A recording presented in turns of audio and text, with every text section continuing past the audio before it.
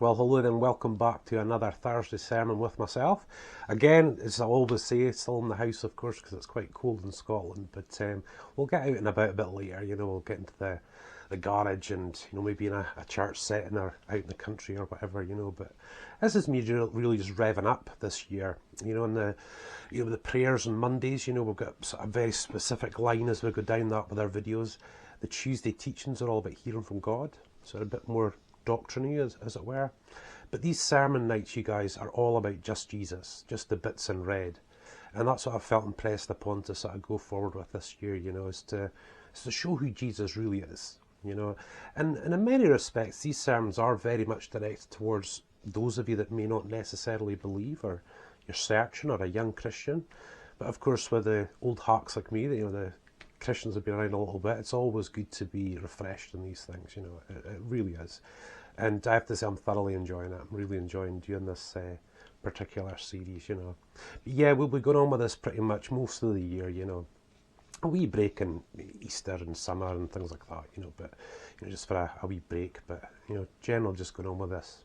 I've been really focusing on the person of Jesus, because Jesus' earthly ministry ended on the cross, but it continued on through his apostles and through his church, and of course through his church today.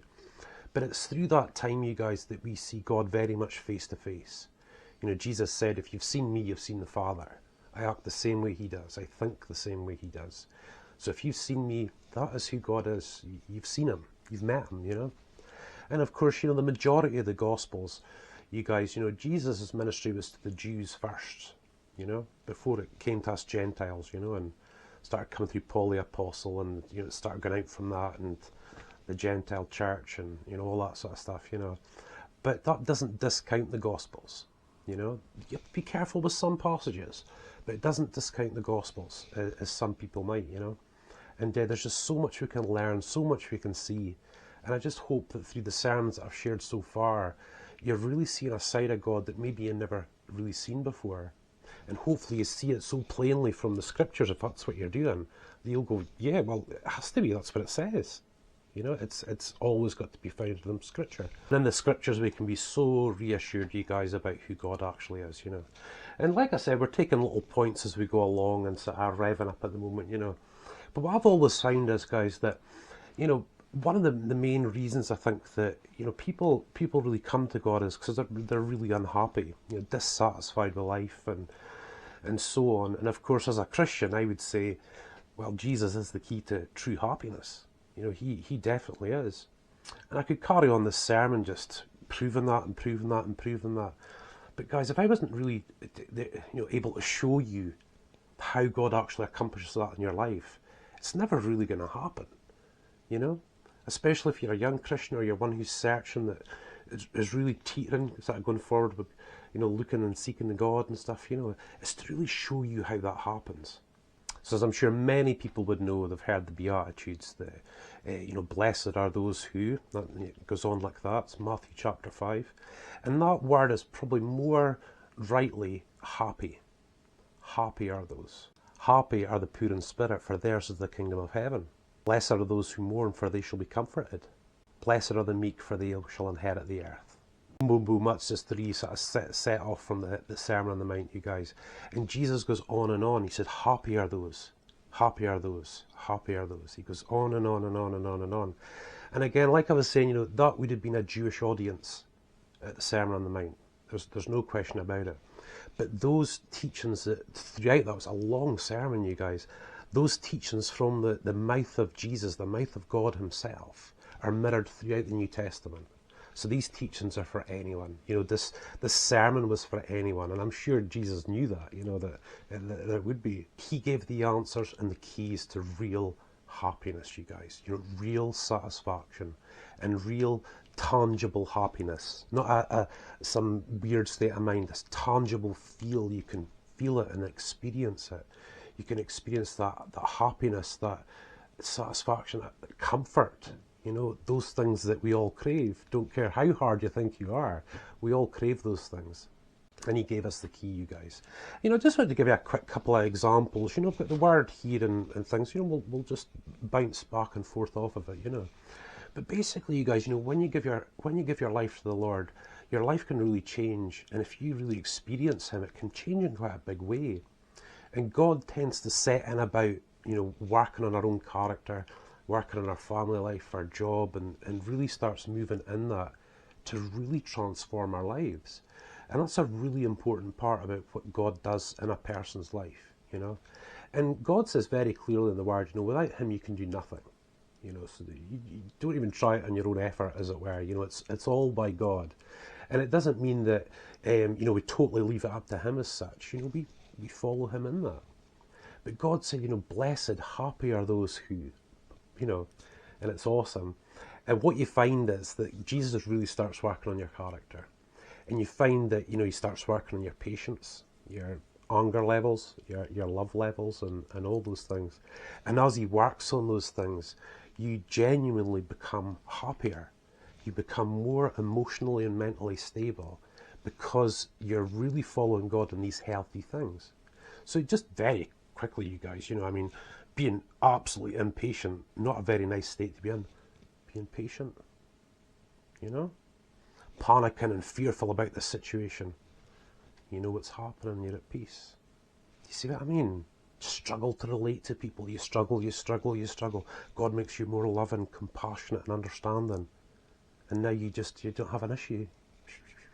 Don't have an issue. You've got the love of God within you. Do you see what I mean, you guys? I'm just really trying to hit the point of this sermon really, really quickly, just to show you how God changes your life. Now, a lot of people think that having a lot of money and houses and all this sort of stuff makes you happy. I think we all know that that's probably a bit of a, quite a falsehood, as it were, But that's not to say God doesn't provide those things. Of course He does. He actually says in the Word that seek ye first the kingdom of God and all His righteousness, and all these things will be added unto you. God knows we've got needs of these things. God wants us to prosper and move forward, you guys, to go to college, to get a good job, to get this first house, to get your next house, to have your children, to another job. He wants you to progress in life if that's something that you want. If God's got all that covered. He's talking about your inside, who you are. That's what Jesus was talking about in the Beatitudes. And that's why, to the Jews, this was really quite something. This wasn't just works, like they'd been taught, do this, do that, and follow these laws. This was an inward thing. This is the keys to happiness, you guys. But the question always is, how does God do this? How does He actually accomplish these things? And a lot of you experienced Christians will know, you've probably heard this particular part of the sermon probably many times. But when God really starts to work on you, for example, with your levels of patience, He will put people in your way that really bug you. Not that there's anything really wrong with that individual. It's just they really annoy you or they really bug you. And this is how God begins to exercise you in this, And, a lot of people make the mistake of trying to be patient and smile and all these sort of things. It's not what God's trying to do. God's trying to show you and help you experience patience. And the more and more you see that, the more and more you're in that situation, the more and more that patience becomes a part of you. It's like eating an apple, it gets into you, and it gets into your bloodstream and your stomach, and it gives you all the bits and pieces that you need. It's just the same with God and the Spirit. So God intentionally puts people in your way that may really bug you. And after a time, you guys, when you really begin to see this patience, that same person, a few weeks down the line, a few months down the line, whatever that may be, you look at them and they don't bug you in the slightest. Now, you know what it's like if someone bugs you, you're really impatient. Well, you're a bit intense. If that person doesn't anymore, you're relaxed. And it's not just that specific person, it can be groups of people. It depends where you work and all these sort of things, you guys, But it's not complicated as to how God actually accomplishes these things. You break it down as a Christian. I sort of see it this way. I've got my family, I've got my work life, my church life, the leisure time, and that's it really. It's what we've all got, sort of thing. So it's pretty safe to say that's what God's going to use. He's going to use your work, or you might use church to challenge you in that way, or challenge you in your family and your relationships and things like that. It's nothing complicated about it, But the key is, you guys, is always never trying to do it in your own strength. Jesus said you can do nothing by yourself. Don't even try, you know. Ask me. When you're in those situations, look to me, and I shall show you. And he does, you know. And guys, like I said, you know, the more and more patient you become, you become kinder, you become more relaxed. You just become like a different person, you guys, you know, and it's really quite something. And again, I'm sitting here just saying this to you, and I'm trying my very best to instruct in a very simple way as to how God does this. But you've got to experience it for yourself, you know. And too many times we get, you know, Christians do get quite guilty about not being patient enough and whatnot. It's God that's exercising you. Why are you feeling guilty? This is God exercising. You know, work with the Holy Spirit, and things will change. And things will change, you know. And I mean, I could give many examples about times in my early Christian life, you know, put people in my way. You know, I was really quite intense and argumentative, passionate, you know, really pretty wild actually, you know. And the elder Christians around me at that particular point, you know, knew what was happening. They were brilliant with me and really, you know, but God really had to, you know, flatten me out a bit, you know, and knock some of these things out of me, you know. And again, I could share loads of examples, you know, but I just want to sort of give you an idea of the change that takes place. And I think probably the best way that I could explain it was through alcohol. I'm Scottish, and alcohol, you know, when I was younger, was the culture. Everybody drank, and that was it, you know. And it was the same in my teenage years. I fell away from God and partying and drugs and drink and all that sort of stuff. And when I came back to God, I was still a bit of a drinker, you know. I was still a bit of a drinker, and it was probably about 4 or 5 months down the line, and I remember Sharon and I visiting family somewhere, and I bought this 6-pack of Budweiser, you know, and to me then 6-pack of Budweiser, tiny wee buzz is just nothing really, you know. And I remember, you know, a third Budweiser, fourth, fifth, and I just thought, I just don't need this now. You know, you just had that little revelation.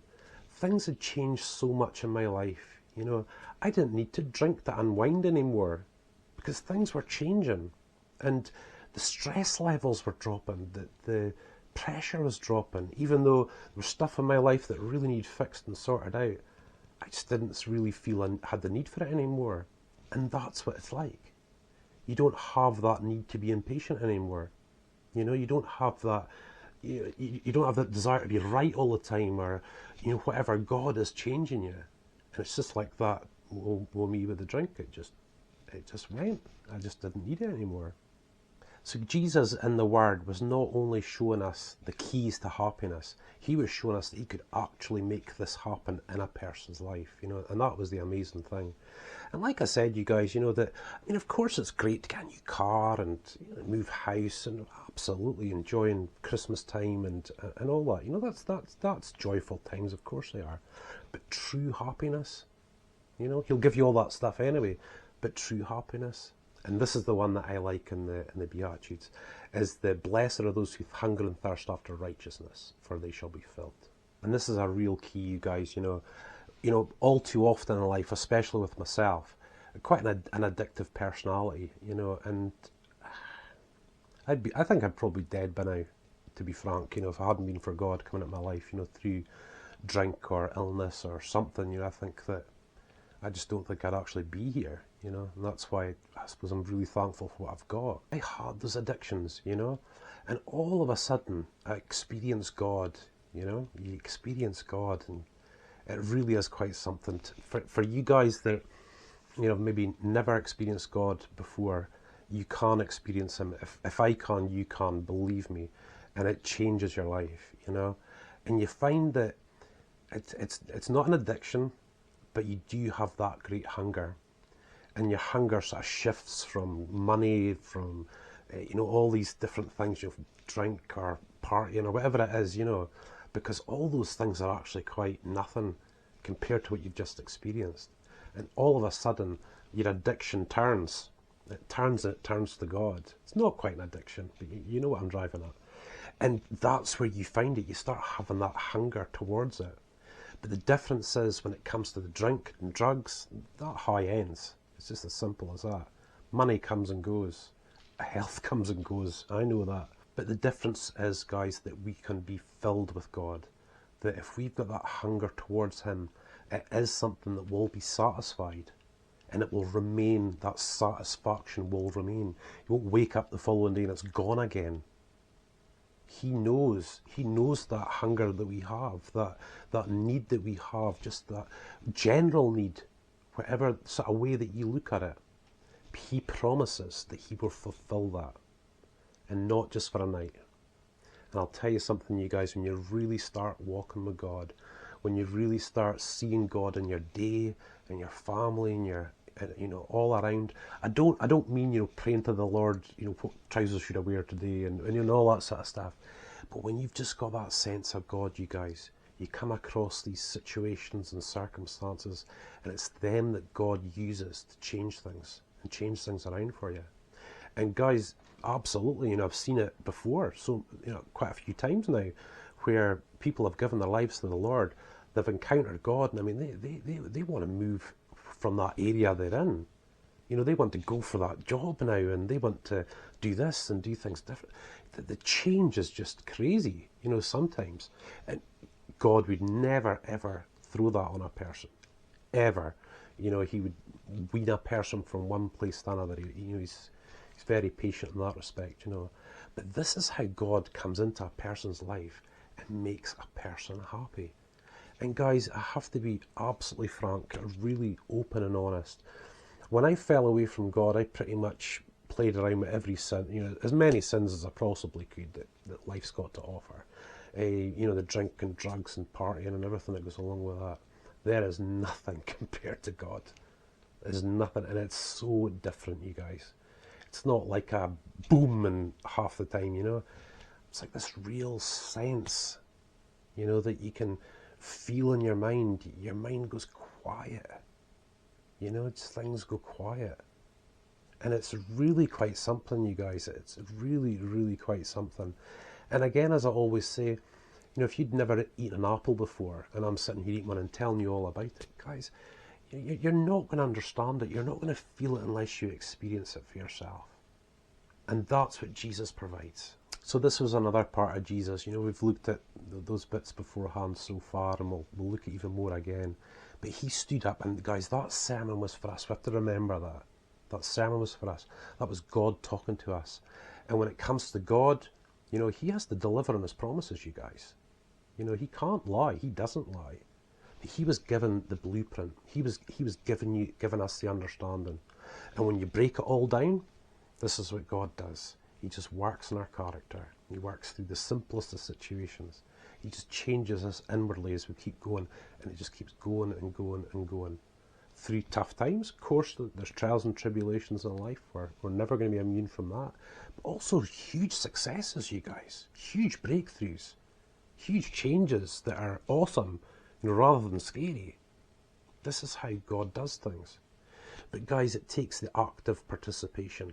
It takes us to not work at it. The Holy Spirit is the only one that can make it happen. But we've got to follow after that. We've got to be led by the Spirit. Follow that, And follow it as a journey. And I can assure you, you guys, I've seen, I'm talking about myself emotionally damaged, I've seen really quite emotionally damaged people become really well again, you guys, through some of the most horrific stuff, horrific abuse. Just because of God, just because of the way that He does things, And the ones that I've seen that don't really follow that still struggle, We've got to follow Him. We've got to follow Him and just take it on. He'll never give us anything that we can't handle. He'll never throw us in the deep end. That's not what He does. He weans from one place to the other. It's a process, But guys, if you're looking for happiness, I can only say that I found it in Jesus Christ, I never found it at the bottle of Scotch whisky bottle, let me tell you that, or endless women or drugs or partying. It just wasn't there. Monday morning I was craving again. And you see now, I hunger and thirst after righteousness, you guys, I hunger and thirst after Him. And when you get that, you will be satisfied. So yeah, just another quite a simple sermon today, you guys. You know, I just like the simple ones. You know, I don't really like getting too carried away when it comes to sermons. You know, but Jesus is real, you guys. I just hope that you see it in these videos. You know, that I'm not trying to sell something here at all. You know, I've got a great thing to sell, though. You know, I have to say, Jesus Christ. You know, but I'm not trying to sell something here. Hopefully that you see that, you guys, that there's something very real. There's something very real that happens in the life of a Christian. And it's something that you can have. And like I've explained in this message, you guys, you know, about my life falling away from God and things like that, I should have known better, you know. But I went ahead and did these things just like anyone else. I'm so aware of my sinful nature. God accepts me, you guys. God's in my life. God's working with me. And he will work with you. Sometimes, you guys, the worse the situation, the better. God just will get in there.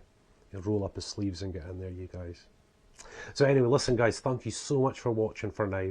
Again, we'll be following on with the sort of Just Jesus sermons. There's the teaching series, Hearing from God, as well, and on this particular channel. But of course, we've got all our funsy stuff too, you know, the motorbike vlogs and Scottish Castle tours DIY, and of course, we've got Emily and David doing their kids' YouTube stuff, which is really cool, you know. So lots of stuff. Just have a look around the website. And again, there's a sitemap video in the very beginning. So you guys just head there and see what we've got for you. But for now, thanks so much for watching.